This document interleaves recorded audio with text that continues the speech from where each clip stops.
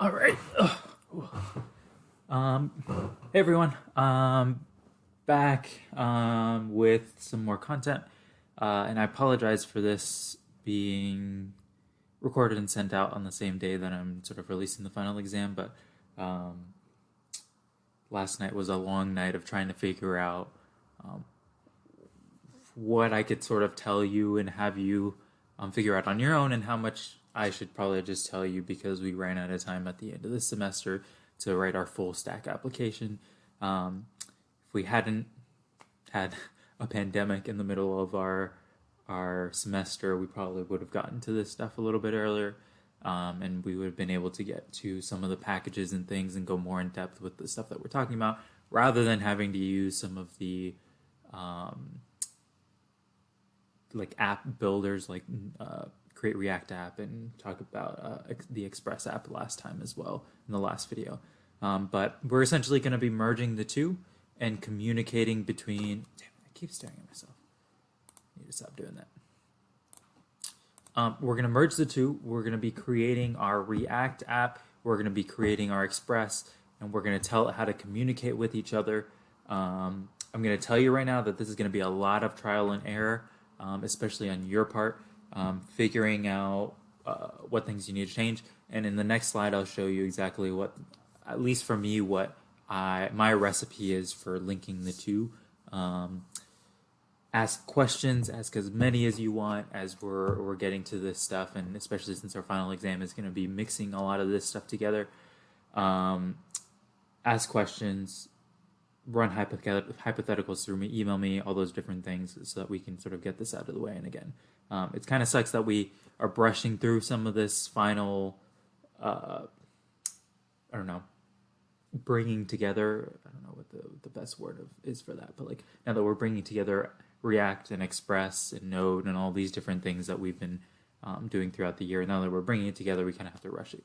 But here we are, and we're going to get started again with creating a React app that can communicate with an Express server. And then after this, in the next part, we are going to then integrate in our Mongoose and MongoDB database. So once you've got this done, tacking that on is not honestly the most difficult thing in the world. And we'll have some fun with creating an app that you've designed the front end, you've designed the back end, you have a database supporting you, and it's a full stack application, which is the end goal of this sort of this class. So let's jump into it. All right, so integrating React with Express. This is my recipe for success, and we're going to walk through it after I talk about it, so that we can get through the English explanations of them before we get into the code of how it's actually done. So first things first, we are going to create a directory or a folder that will gold. Why does it say gold? It'll hold both your front end and your back end stuff. Think of it almost as us creating two separate apps we're going to be linking together. So we're going to use Create React app to create a React app for the front end, and then we're going to use our basic Express app that we talked about last time to create our back end type stuff. And then we're going to tell it where to look and where to communicate with each other. So we're going to create that inside. We're going to edit the controllers for Express to handle the information that we needed to handle. So whatever communications we want to have, so whatever JSONs we're sending back and forth. We're going to modify app.js in React to be able to fetch and access and use get and put and post and all of these different things that we've been talking about pretty easily. We'll also make sure that they're running on different ports. We can't have React, which typically runs on port 3000, and Express, which also has typically been running on port 3000. We're going to make sure that they're running on different ports so that we're not clogging and we don't run into an error and an exception there. Next thing, we're going to add a proxy in React, and this is how it sort of ties together. Before this, we're sort of building it separately in the ways that we've been doing it in the past, so creating React and creating a component, and then modifying our get requests and our post requests and our deletes and puts and all those different things in Express. But the moment that we add that proxy, it's literally one line of code into React into its package.json. We're telling it you are then going to be accessing the server at this place. And then the last thing I'm going to talk about today is installing concurrently. I typically have stayed away from some of these add-ons, I guess you can call them, that you can get through NPM, like NodeMon and things like that, that will make it easier on you to run your servers or whatever like that. I've talked about them briefly, but I've never done it. This one I actually will do because if we don't use concurrently, we're going to have to run our server first and then our node front end second, and it's kind of annoying to have both git bash or terminal pages open and running both in order to just run one app. Concurrently will allow us to just say npm start and it'll start both at the same time. So that's why I like it, and it's a little bit more useful in this case over here. All right, so I was about to stop and ask for questions. Yeah, let's get started then. Let me put my coffee down. All right, so let's go ahead and I'm going to go to git bash. Close this one. Let's do this here. I'm going to go to my documents. So I'm just going to create a new directory, make dir a new folder, and say React and React-Express example. All right, so I'm inside React.Express, or now I am React. So I'm in here, and this again is where I'm going to be creating the two different apps for Express and then React. I'm going to start with Express as typical. Let me make this, oops, a little bigger. You'll see. Okay. So as typical for creating our Express app from the template that is given, I'm going to do npm express express-generator, and I'm going to call it backend. And that's typically, if you look on like tutorials and stuff like that, it's just easier for you to call one backend and one front end, and then that way it makes a little more sense when you're running through some commands later on. So npm express generate backend. Whoop.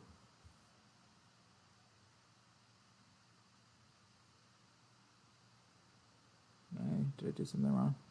Where command is one of. I think I was supposed to use npx.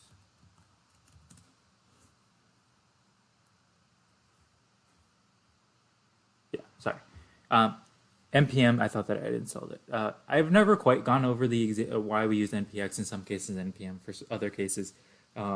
If you have installed the template express generator, I won't call it an executable, but the availability that you can, so like you've installed it on your computer, you can use npm and then it'll know what you're referring to because it's already on your system.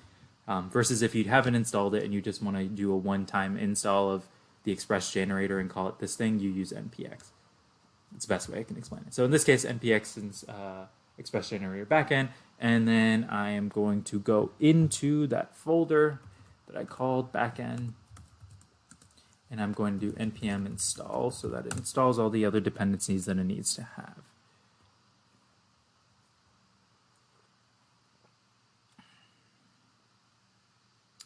All right, so everything should be there at this point. Let me open this up in Visual Studio. Okay, so this we talked about last time, and I went through an example and talked about it last time, so I'm not going to go through a whole lot, and I'm expecting that you sort of know what I was talking about in the previous video. But we're going to jump straight to users.js. We could use index if we wanted to. I'm just going to use users because we're going to be... Actually, let's do this. Let's create a new file. Let's do dealership. Since I'm going to keep going with my dealership example, and I'm just going to copy and paste what is here, and I'm going to put that there. Okay. Okay. So now we are here. First things first that we want to change is I recommend you go to bin www, and I recommend that you change this port here to 3001. You could change it to something else as long as it's not 3000, but I just recommend that you change it to 3001.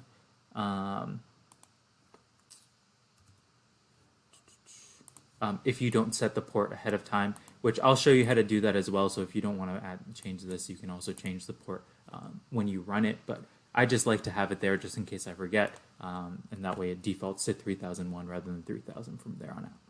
All right, so let us do this. Let's go back to our routes. And so just as a reminder, when we were trying to access this route specifically, when we're connecting to it, in this case, we're going to be doing /dealership.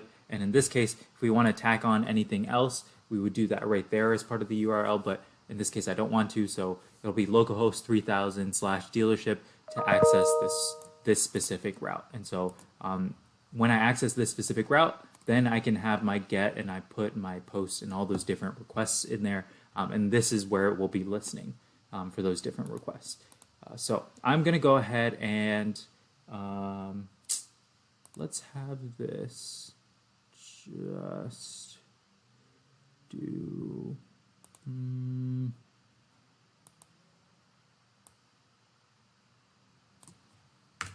going to have it able to get. All right, so that way when we access it, we'll be able to get, we'll be able to see this posted. Next thing I'm going to do just to set this up, and I recommend that you have this open, is I'm going to go ahead and grab some of the information from our Express example from the previous week. So the dealership example, I'm going to grab the dealership itself. I'm going to put it at the top here. This again is us simulating having a database backend type stuff here. We're going to be doing that in the next part, but just for now so that we can then tack on the database later on, we'll just have it here. So we'll be manipulating this dealership using React and adding and removing and doing all this different stuff there. So let's see what else I can grab from Express example.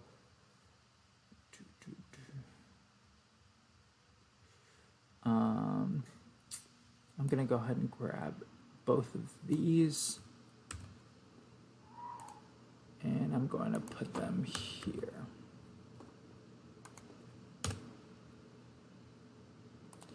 The big thing that I want you to notice that is different here is I'm not saying server. I want to use router for each of these.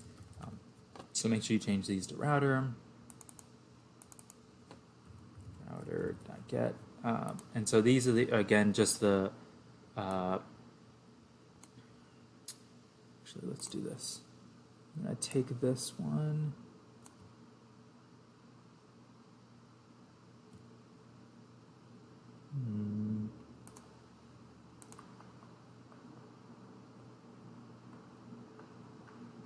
Actually, I'm going to take this one right here. And this one I'm actually going to put inside of there. Sorry, I'm just trying to think a couple steps ahead to see what we want to do. I'm going to delete these. Okay, so hopefully I haven't lost you yet. In the router.get that I had before, all I did was grab the general get request for the whole dealership, where it essentially prints out and returns the string version of all of the dealership. I'm just going to put that in there for now. We're going to be modifying it a little bit later on in here, but for now that's what I'll put in there. So that way if I put a get request right now, it'll give me a string back for the whole dealership. So it'll print out each of those things. Okay, so that is about it for the back end stuff for now. We're starting it up, and then later on we will get back to it. Let's go ahead and test it out just in case to make sure that things are working. So again, we want to do npm start. Am I in the right folder? Yes, I am. Okay, it starts, and again, I'm at localhost 3001. Notice it gave me Express, welcome to Express. This is because if I, again, just put 3001, it's going to go to, where am I? It's going to go to the index version, but I want to use dealership, so I'm going to do slash, oops, come on, slash dealership. Oop. Not found.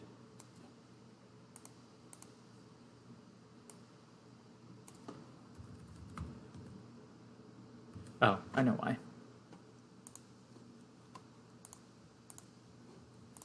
Let me go back here. This I talked about last time. If I want to create a new file and use that, I have to make sure that I go into the app.js and require that we use that,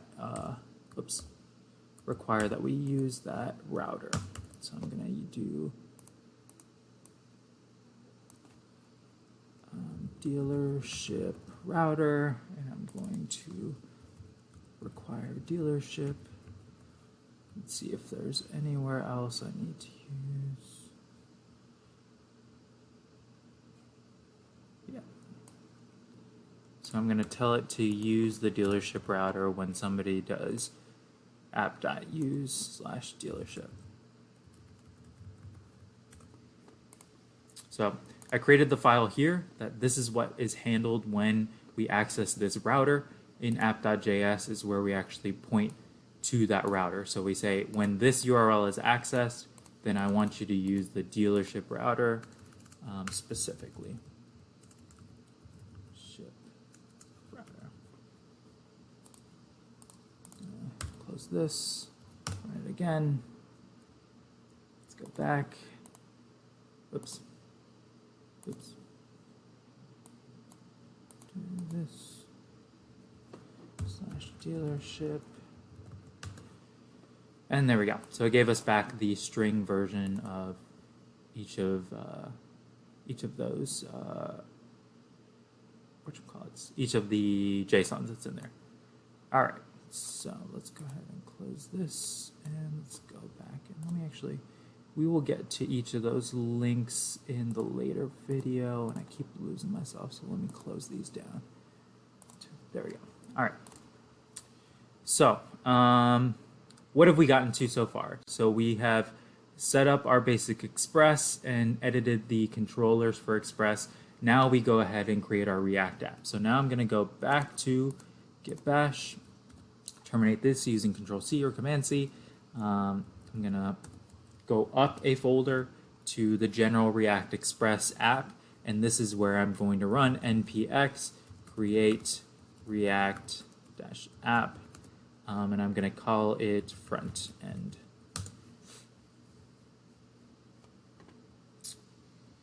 All right. I'm going to pause the video because usually this one takes a while on my computer, so else when we reconvene in a moment, you'll be able to see that it's finished running. All right, we're back. So, finished running. So now what we can do is, I'm going to open Visual Studio again, but at this general folder so that we can see the front end and the back end both at the same time. So, now we can see front end, back end are here. I'm going to go ahead and open, we just did back end. I'm going to open front end, and I will specifically open app.js. And I'm actually also going to take away some of these files that we don't really need and that we didn't talk about. So app.test.js, logo, setup tests, service worker. I didn't want to do that. Yes, I'm taking away these, which should leave me with just app.js, index.js from there. In index.js, since we took away the service worker, you can take away this. It's not necessary. And some of these imports are as well. So this import right here, don't need. Those are all fine. Took away the logo, so that's not necessary anymore. And then last, I'm going to delete just all of this beginning stuff that's always in there. Save this. All right, so what I'm left with is index.js, which is the one that actually renders. I have app.js, which is the one that will have our actual component. And I've deleted everything else, deleted the unnecessary imports and stuff like that to keep it pretty, I don't know, keep myself sane at least a little bit with the amount of imports that were at the top. So first thing that I want you all to do is change this to a class component. So I don't want to deal with a functional component anymore. So you can do class app extends react.component. Then I will change this, and this will be part of the render method. Go format this better. All right, I'm going to create a constructor. In here, I will just do super, and I will create a state. So this dot state equals, and in here, I'm just going to have a dealership state. That's going to be an array. Similar to what we had in the back end with the dealership at the top, I just want to have it that way. When I do my get request, it'll get and put it directly inside of my state, and then I can just print it out that way, which is essentially what that cycle is going to look like. There we are. That's about it for that stuff. And let's go ahead and write a get data function here. So what I'm going to be doing in this function is essentially making sure that I am sending a get request to my server. So telling it specifically that I want to get the dealership. So in this case, and I want to refer back to, and let me close index.js. I'm going to go back to backend here, and I'm going to open specifically the dealership router and make sure I have that open. So we're going to be flipping between these two a lot. So in this case, what I want to do inside of here is I'm going to use what we call a fetch command. And fetch, similar to what dealership, similar to what it sounds like, it's going to fetch something from this specific URL. And so it's going to specifically go to dealership, and then that fetch command is going to be handled by this router.get, since it's inside of the dealership router. So that's essentially the life cycle there. Now, fetch operates on promises. We talked about promises a while back. I didn't go super in depth with them because I think they're personally kind of, I don't know, they're pretty intuitive in the way that they run. It's kind of like if-else statements. Once you've learned it once, you can recognize and be able to use them wherever. But essentially what fetch runs on is these .then operations, and we're going to have two of them specifically. I don't really see a case, especially with this final project, that you're going to be having anything different from these two then promises, but it might happen. So the only thing that really would change for you in your own project is changing where it's fetching from. but otherwise the other two .then should be working just fine, especially since we're dealing just with JSONs and nothing too fancy. All right, so what are we doing in the first then statement? We're going to say the response that it's getting, I'm going to map it to a JSON. So this is essentially converting it into a format that we can manipulate, and also that makes a little more sense for us. So changing the response, making it into a JSON, and grabbing that JSON specifically. And this is something we actually saw a while back. I forget exactly what the example was that we saw this, but press that JSON. All right, so then from there in the second one, we are going to be getting our dealership. I'm going to call it dealership, just as it was before. And in this case, I'm going to then say this dot set state to dealership. Dealership.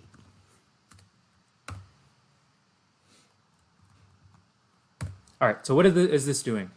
It's taking the JSON that is given back by this fetch request. And so now this is a JSON specifically containing the array that we have inside of dealership. So containing this dealership array. And what I'm doing then is now I'm setting the state with that dealership inside of it. So I'm setting dealership equal to whatever this thing is right there. A better way to sort of show this is I'm going to change this to dealer so that it looks a little different. I'm going to set dealership to dealer. It's another way of viewing it. So the dealer array that is passed down and is parsed by JSON, since that's what's being given back to us, is then set, is placed inside of the state. So it's replacing this thing right here. All right. Let's see. So this is going to be get data. What I'm going to be running here, and I'm going to grab this from a different example so that I don't have to type it out. Let's do not there. That's the form example that I'm going to refer to in a moment. It's the other one. .js. There we go.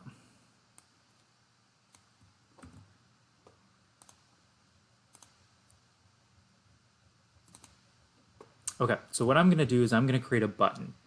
And in this button, I am going to have the onClick say when it's clicked, it's going to grab from get data. I'm just going to call it get data instead. So what this is going to do is when I click that button, it's going to receive the data from our server, in which case it's just the array inside the dealership. Now, we will talk about in a moment how we can sort of automate that process and make sure that we're not the ones having to click to refresh over and over again. But for now, just indulge me, and we're going to do it this way. From there, because it is a dealership of cars, it has multiple pieces of information in there. I'm just going to print it out as a list so that we can be able to use it. So I'm just going to create an unordered, actually, let's do an ordered list of cars that are for sale, and inside of it I'm going to do this .state.dealership, and I'm going to map it so that it has the cars inside of there, and every time it gets a car, it's going to map it to a list where the key is the cars.year. So that will be there we go. And then I'm going to print inside of here. Let's do make, and then print out the make. So I'm going to do cars dot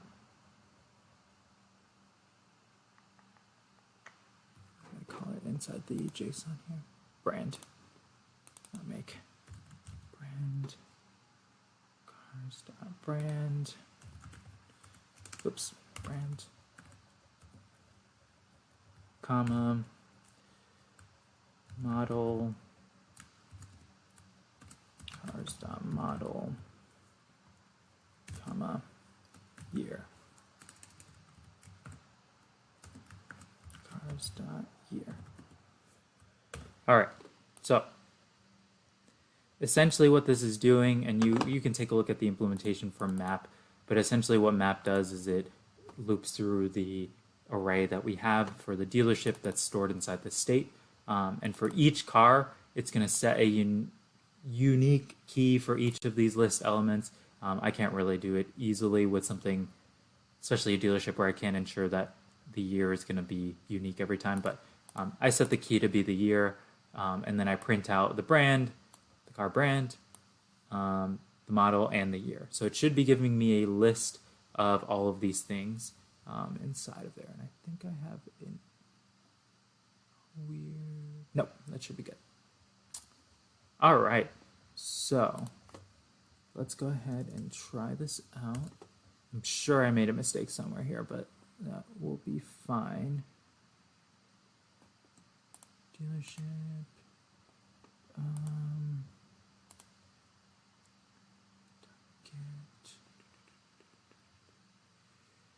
Okay, the one thing that I am going to change here is I'm going to, instead of returning back a string, I'm just going to return back the dealership itself. So I'm going to return back to it the array that contains all of these items. So that way, when I send this back to the response, it's going to go back to here, parse it down to a JSON, grab the dealer itself, so the actual array, and put it and update the dealership there. So let's go ahead and test it out. Let me make sure that I did it correct. So here's where the annoying thing is going to happen. I'm going to have two separate git bash windows open, and let me make sure that I'm in the right folder. cd react express. Okay, I'm in the right folder. So I'm going to do my right one as the back end, and then my left one as the front end. So code, not code, cd front end. Okay, and then npm start for both. Actually, I typically make it a point to start the back end first, just in case. Npm start and npm start. I'll just wait and see what happens here.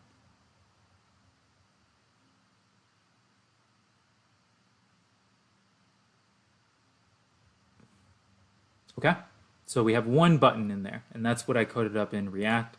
Let's go back here. In React, I have just one button. And when that button is clicked, then, I shouldn't say then, but right now it is technically displaying this ordered list, but there's nothing inside the dealership, so it doesn't actually map out or do anything. But the moment that I update and grab the data from the database, it updates the state. And we talked about this many times when we first talked about React. The moment that the state has changed, then our document is updated automatically by React, which is what we like about it. And so then this will be triggered again to render, and it'll render with the actual items inside of it. So, all right, so we run our code, and we get an error. Every time I click Git, it's saying that uncaught in promise, expected token, blah, blah, blah, apposition 0. Here's where we went wrong. So going back to my to-do list, which is why I wrote it all down here, we have to make sure that we do this third bullet. So add proxy in React to point to the Express server. So right now it doesn't know that it's supposed to be looking at doesn't know that it's supposed to be looking at port 3001 for the actual dealership router. So let's go ahead and go into our front end, and if you open package.json here, we have to add one line. You can leave the rest of this. We have to add one line of code to this. So development, after development, you add a comma, and we are going to write proxy colon, and then we are going to write our URL where we're pointing to. So in this case, we want to do HTTP colon / localhost 3001. So what this is doing is it's saying, here's our proxy. Now inside of React, whenever I do a fetch request, it's taking that part of the proxy, so localhost 3001, and that's what it's going to tack on before this, so that fetch request knows exactly where it's supposed to be going. Now you could put this in every single one if you wanted to, but in this case I don't want to. I just want to say this is the specific router that I want you to use. So save that. Let's pause our code, and you can see how annoying it is for us to have to restart everything every single time, and that's what we're going to do concurrently in a second. All right, so fingers crossed. Let's see. Woo! We did it, right? So I did get, and then it gave me the 3 models that were inside of the dealership. So all we needed to do to fix that error was to add our proxy and tell it exactly where it should be looking to get this information. If you don't do that, then it's not going to understand where you're supposed to be getting it from. So this again is just what was printed out. So let me go back real quick. Let me just explain the life cycle of this one more time so that we can move on from this and add on and tack on to the stuff that we have. So first things first, we created our dealership router, which in here we are managing the different requests for this router. So in this case, we are using our get, and whenever we get a get request to this router, we are sending back the dealership, so the entire array for our dealership. This again is mimicking having a server. This is just our data structure where we're holding our records. Before we do anything else, if you're creating a separate file, so if you're not modifying users or index, which to me it doesn't matter if you do that, if you create a new file or not. If you create a new file though, go back to app.js, make sure that you require this new file here, set it as a router, and then also say, hey, whenever somebody uses localhost 3001/dealership, use this specific router. So that specific router is going to handle the GET requests. So that time, if I go to localhost 3001/dealership, it's going to have this router and whatever other routers that I end up writing here, it'll do all of those different things there. Now, once I've written that and I've handled my backend, so my backend is done, I'm going to go to React, to my app. I created a class component, converted the other one, and now I just have a constructor with a state. Right now it just has the dealership, so the array. Our state is essentially where we're going to be housing our data internally so that when we pull or we get information, we're just dumping it there. And similarly, later on when we're doing put requests or post requests or stuff like that, we are going to dump information in our state, and then that information that we put in there is what we're going to be able to use to then post to the router. So state is essentially the hub of information, as we've been using before for different other purposes. But we create a state for a dealership. We create an array for our fetch/post request. So fetch and post are the same thing. Fetch is what we use on this front end side, though, to say we want to fetch from the dealership URL, so the dealership specific router. And this again is something you won't really change, but essentially we are grabbing our response, we're parsing it to a JSON, and then we grab the actual JSON itself, so the actual meat of the information, and then what we do is we update the state based on that piece of information. So we updated the dealership to be whatever we just received back as a JSON. And one thing that I did gloss over that did cause me an error earlier, just for you to note, in order for this to work, for it to grab it as a JSON, make sure that instead of doing response.post, you're doing response.json. So that way it's sending it back as a JSON, and then this will be able to go through, parse it, and then be able to do the rest of this information there. So again, this won't really change. The only thing that might change is what you're doing down here, but not really, to be honest, especially if it's for a data structure like this where it's an array of information. All right. So that's our GET request. Again, fetch is what we use for that. And so it's going to fetch that specific router. And then down here, all I did was say, when this button is clicked, then call get data. So call this function here so that it fetches the information and stores it inside of the state. So that's what this is doing here. So once it stores it inside the state, then this will render one more time so that it actually prints out and lists out each of that piece or each of those pieces of information. So it'll, in this case, I just wrote out, it writes out the brand, the model, and the year from there using a map. So just looping through essentially.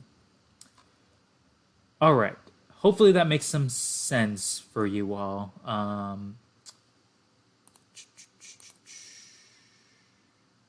Yeah, hopefully that makes some sense. Now, last thing I sort of want to talk about with this without adding any sort of forms and stuff like that, which I will do in a couple of minutes once we're done with this. Let's say that I don't want to necessarily hit a button so that it updates the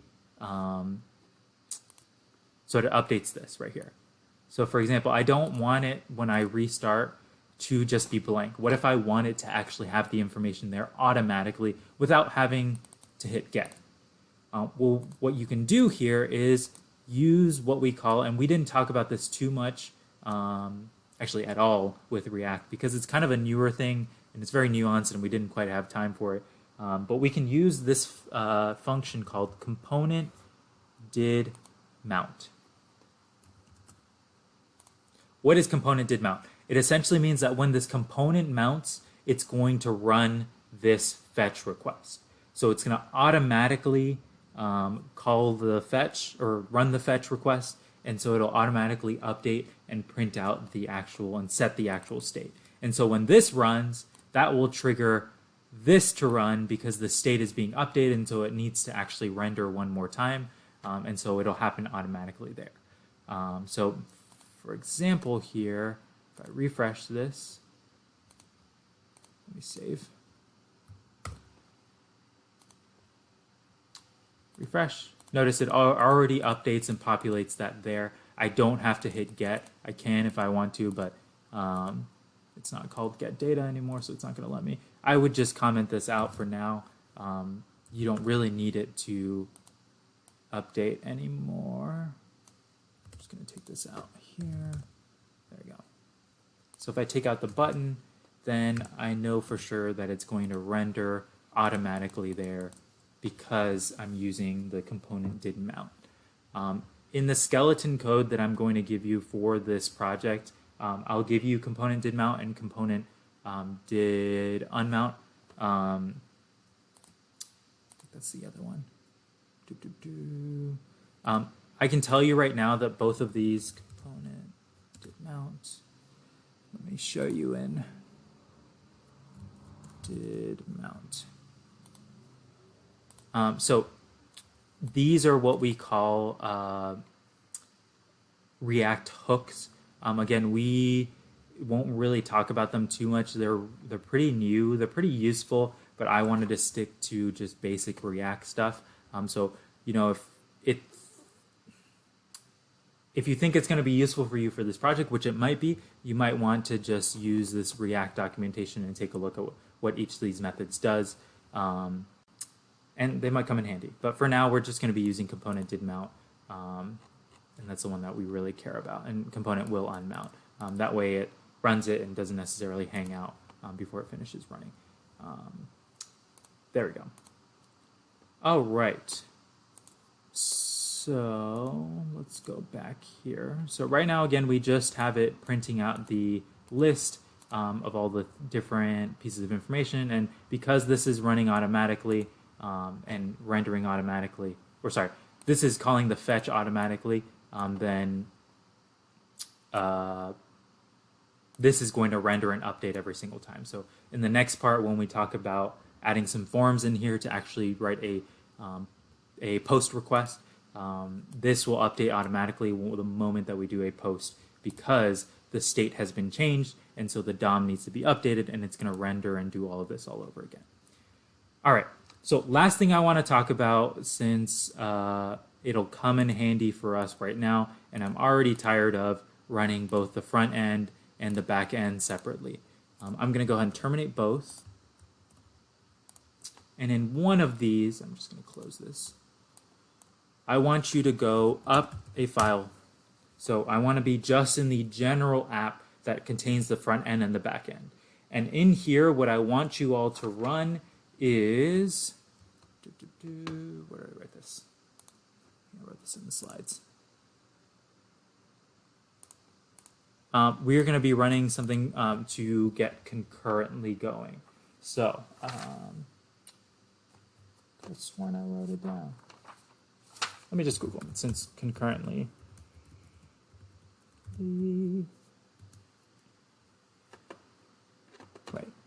no.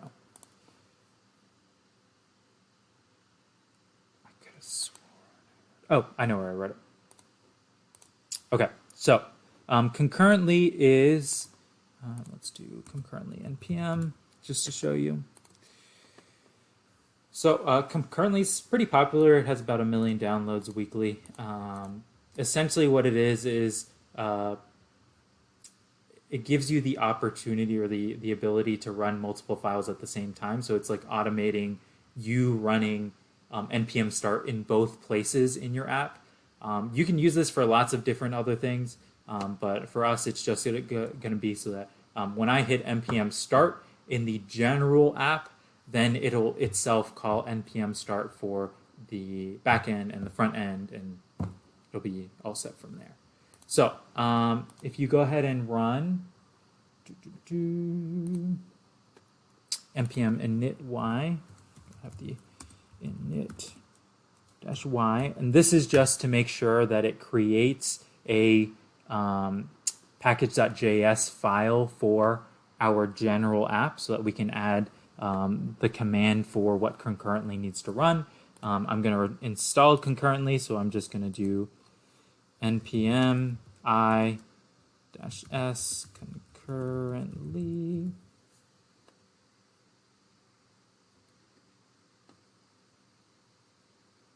All right, I need okay. And then last thing I want to do is back in, I'm going to copy this right here. And here in our general folder, we now have a package.json.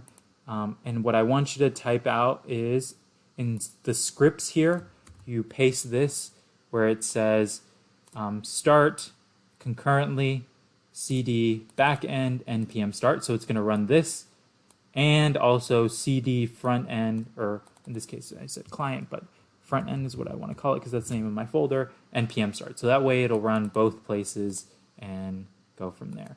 And so once you update that, then if I want to run both apps in one place, I can just hit npm start, and